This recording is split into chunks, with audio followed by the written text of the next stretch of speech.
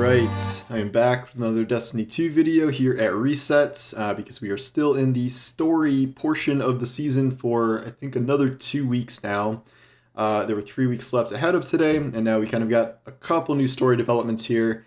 I don't know if I've seen literally everything yet, because there's some new things to find in the Shattered Realm that might have some lore attached to them, but I've done kind of the main story beats. And something very significant happened this week, although maybe not as significant as I was initially envisioning. Pretty much since Crow came back, the central question was, when is he going to find out who he was? And also, why aren't we telling him? That is over. We finally have a Crow that understands who he was as Uldren.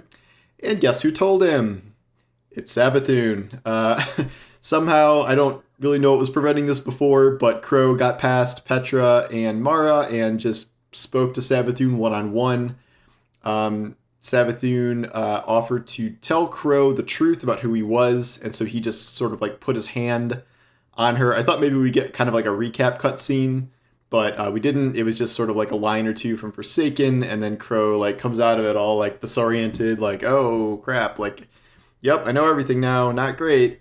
So he found out the whole thing about who he was before as Uldren, as the murderer of Cade, as all the stuff that happened in Forsaken, all the stuff that happened to Uldren, his whole life essentially. This has not converted him back into Uldren. He didn't like get his mind taken over by Uldren, and Savathun like didn't restore him to being Uldren, which kind of is the interesting part of this, where Savathun is like, I think just kind of doing this to be nice. Like, I think Savathun is genuinely friends with Crow and like genuinely got close to Crow as Osiris. And then after Crow leaves, Savathun goes to us and she's like, I think it was good I told him. Like, imagine if someone who had told him with ill intentions, who could have like turned him against you or the Traveler or the Lights. Like, he's like, but I would never do that. I see too much of myself in him. And obviously we can't trust Savathun, and yet I find Savathun a lot more charming and likable than almost anyone else this season, especially Mara, because Mara has been very, very clear in her intentions to kind of warp Crow back into being Uldren again and having him be like a guardian under her control. And then even when he was Uldren, we know that she kind of had this like weird, possessive, manipulative power over him that has been very much on display this season with some of the flashbacks with Aeger's Scepter. So right now, Crow took this like pretty well. We confront him in the alleyway over there, which you can see behind me. In addition to the passed out corgi, you can also see behind me. And he's like, if I was you, I don't think I would have told me either. So I get it, but like I just got to peace out for a bit. So this week's radio message is him talking to Ikora, being like, you got to get me the F out of here. Like, I got to be on a new assignment. I got to keep moving, but I can't be here. And Ikora's like, you want to just like go on vacation? And he's like, no, I just want to do something else. So Ikora assigns him to be some sort of emissary to Keitel, because apparently no one is doing that right now. I don't know if this means he's working with Zavala or what he's doing, because she talks about, would you mind working with someone you worked with before? So I either she's talking about Keitel or she's talking about Zavala. I'm not entirely sure on that. So he's like, yeah, sure, whatever, I'll do that. But weirdly, so once you do the radio message, the lore page for this week is Crow, or it's like from Glint's perspective, his ghost, and they're like in his little ship that we found, the Accipiter, whatever, the paracausal ship that the Traveler gave him, which seems very unusual. And then Glint's talking about how Glint thinks that Crow is like still Crow and has not been corrupted or anything and is still like his friend. But then it's revealed that Crow and Glint go to Venus, which don't know why that's happening. Even Glint's like, Crow, why are we here? So Crow's gone to Venus. I probably should have looked this up beforehand, but like I don't remember what Crow did on Venus before. Is that where he like went into the Black Garden? Like that was his Black Garden entry point or something in the past? I don't know. I know we entered from Mars, but I don't remember if there's any history with Uldren and Venus. Obviously, the Vault of Glass is there. Ishtar is there. But I'm having a little trouble kind of connecting the dots here, so this might require some further investigation as to what he could be doing on Venus. I do not think this is some hint that like Venus is coming back. Calm down. I doubt that is where they're going with this, but obviously he is there for some kind of reason. We have not heard from Saint and Mithrax for a while when they are on their hunt for Sagira. Again, we only have 2 weeks left in the season, and after 2 weeks, we were supposed to have all the Techeuns. They form a little Techeun circle and extract the worm from Savathun. Mara thinks she's going to get Osiris back and then kill Savathun. I'm guessing Mara wouldn't really care if she just killed Savathun without getting Osiris back, because does she care about Osiris really? I don't think she does, other than like us being super mad at her. It seems a little weird that like all of this would just be wrapped up in 2 weeks here, given that we have another 4.5 months or whatever to go in this season by then.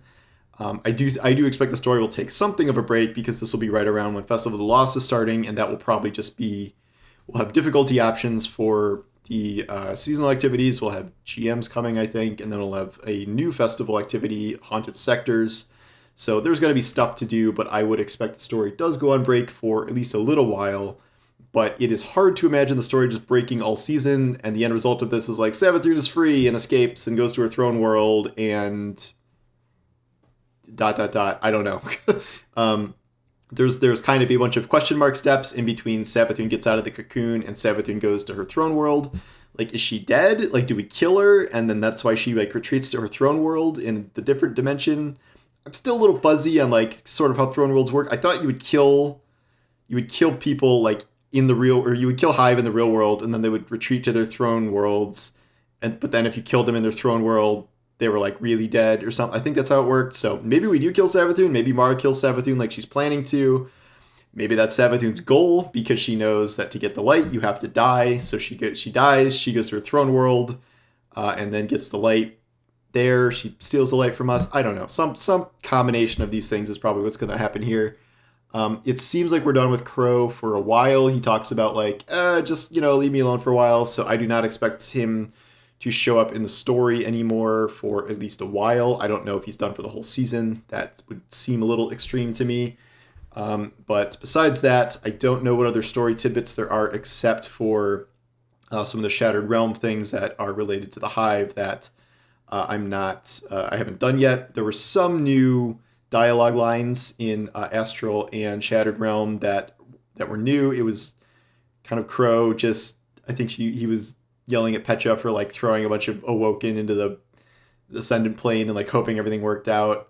There's a line from Mara about how Ascendant Energy and the Ascendant Realm predates the Awoken, and no one is really sure where they came from, but if anyone would know, it's the 9. So we're not done dropping 9 references, although she says she doesn't think they'll tell us.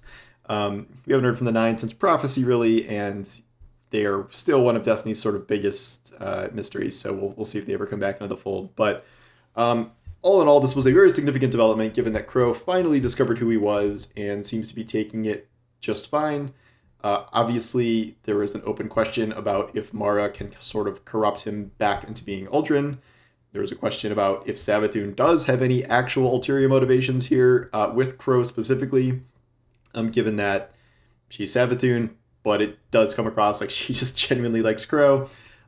There's the question of the Traveler's really specific interest in Crow, with the whole like Bird of Light thing and Hawkmoon and his paracausal ship that he was given. And it just seems like the Traveler's like really into Crow. That really hasn't kind of been revisited for a while, but that seems pretty significant because the Traveler doesn't really commune with anyone that directly except maybe us. But even then, I don't think we've ever been given a paracausal ship or anything like that. So it's pretty unique. Anyway, so nothing like crazy, but this is a big moment considering it has been a year since, or almost a year since Crow returned, and we have not told him who he is, and now he knows. So we'll see what happens from here. Again, I don't think he'll be back the next 2 weeks. I think we're going to just switch into Mara v Savathun stuff with Ikora around, and we'll see if Mithrax and Saint have any progress on finding Osiris. We'll see if Osiris is actually alive after all of this. I maintained it would be a pretty big anticlimax if Osiris was just dead the whole time. That I have a hard time believing that, even though they have speculated about that openly, that might be the case. But I don't think that's true. I don't know. We'll see. So 2 more real weeks of story content here, and then we go into mystery question zone about the story aspects for the rest of the season. given how storytelling has worked this whole year of Destiny, I really do expect there to be more stuff to come. I just don't know when kind of the next loop back around to the story is coming. My guess would be not until November, until Festival of the Lost is over. I do not really expect the anniversary event to have any story stuff to it, because that seems kind of very separate from the seasonal stuff, but I don't know, who knows, it's possible. Anyway, that's all I got for now. Evie, you passed out. You don't want to say hi? Okay, Evie is zonked, so that's all you get. I'm sorry, but thanks for watching, and I'll see you guys next time. Take care.